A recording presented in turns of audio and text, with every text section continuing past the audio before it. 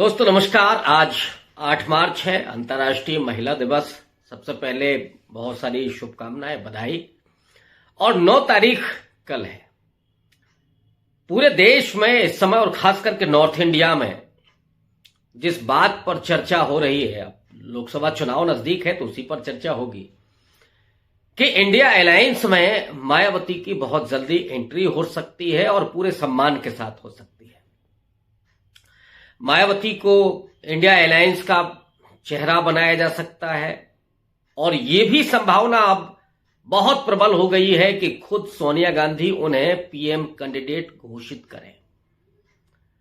बहुत सारे सूत्र इस बात को कह रहे हैं, लेकिन अभी चूंकि मामला वहां तक पहुंचा नहीं है, दोनों तरफ से ये संभावनाएं प्रबल हैं और ये हो सकता है अभी बार्गेनिंग चल रही है। और इसलिए मैं कह रहा हूं कि ये संभावना है, लेकिन सूत्र बहुत मजबूती के साथ इस बात को रख रहे हैं। दोस्तों, मामला अटका कहां है? मैंने 9 तारीख की बात कही थी कि 9 तारीख को एक बहुत बड़ा डेवलपमेंट इंडिया अलायंस में हो सकता है और मायावती अलायंस के साथ जाने का फैसला करें और हो सकता है कि सोनिया गांधी उसका ऐलान करें। लेकिन राजनीति में जो तारीख है, कई बार उस तारीख में बदलाव भी होते हैं। जो जानकारी मिल रही है कि इस समय कांग्रेस के शीर्ष नेतृत्व में और मायावती जी के बीच में जो बातचीत चल रही है, वो हो सकता है किसी तीसरे के जरिए चल रही हो। उसमें एक पेंच अभी फंसा हुआ है। दरअसल उत्तर प्रदेश में 25 सीटों पर बीएसपी चुनाव लड़ेगी, ये तो तय हो गया है। और इसको लेकर के न कांग्रेस को कोई विरोध है और न ही समाजवादी पार्टी का कोई ऐतराज है।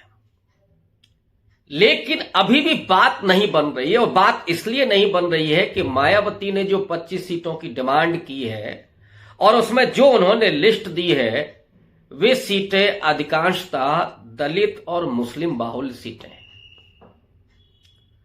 कांग्रेस पार्टी को इस पर कोई ऐतराज नहीं है और मैं समझता हूं कांग्रेस पार्टी तो पूरी तरीके से सैक्रिफाइस करने के मूड में है। राहुल गांधी ने तो बहुत पहले ही अपने आप को सत्ता परख राजनीति से अलग कर लिया है।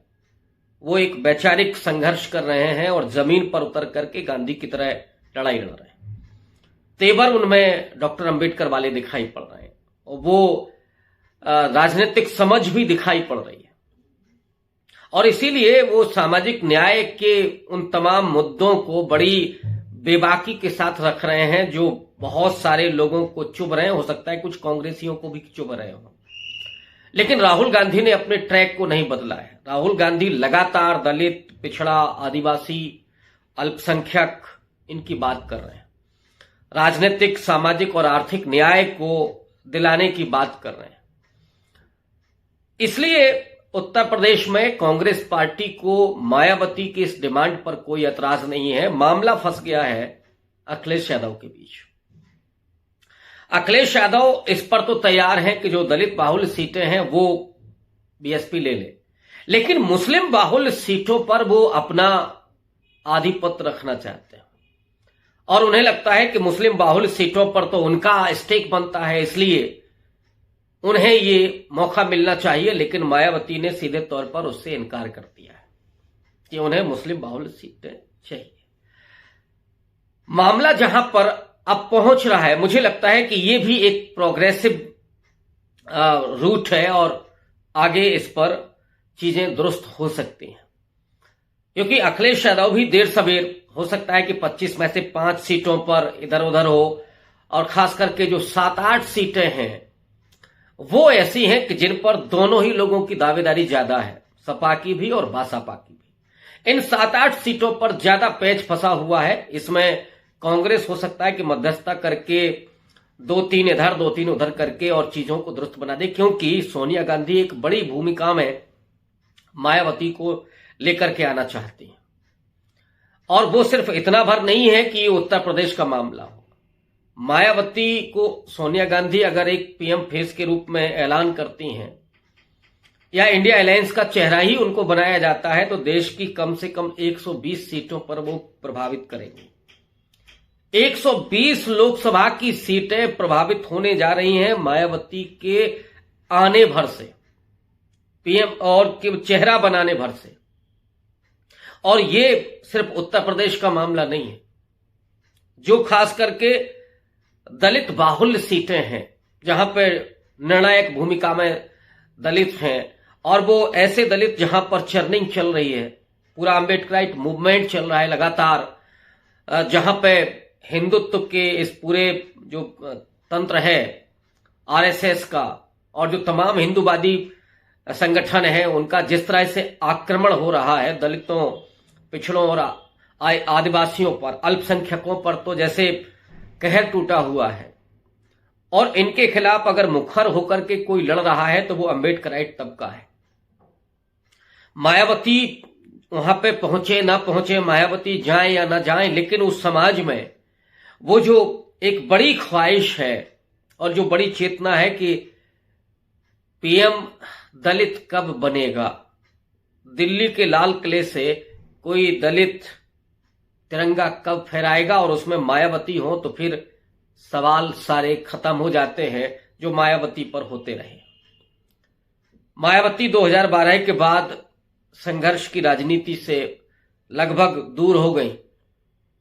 ट्वीट के जरिए ही या कभी एक आध बयान देकर के ही उन्होंने अपनी राजनीति की दिशा को संकेत किया, लेकिन वो कभी तमाम मुद्दों पर भी सामने नहीं आई, जमीन पर नहीं आई।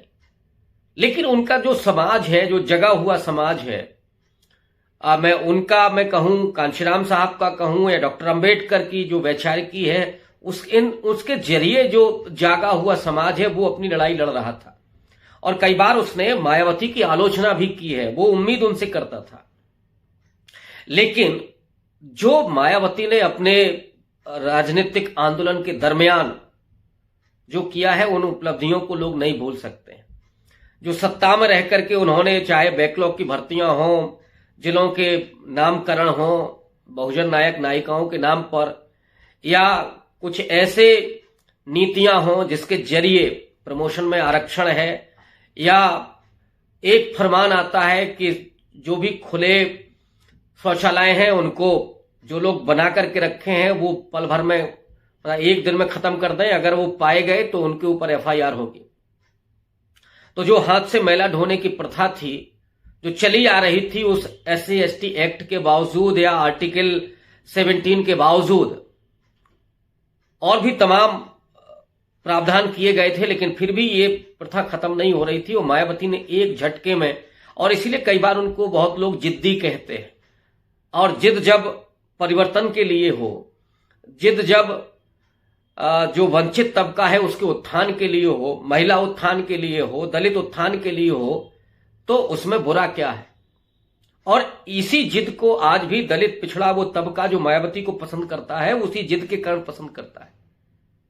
चाहे डॉक्टर अंबेडकर की मूर्तियां लगाना हो, मतलब गांव गांव तक बाबा साहब की विचारधारा को लेकर के जाना हो, ये जो उपलब्धियां रही हैं मायावती को, और ऐसे ढेर सारी गिना सकता हूं मैं, उसकी वजह से लोग मायावती के प्रति माने कई बार आलोचना करते हुए भी उनके साथ खड़े होते हैं।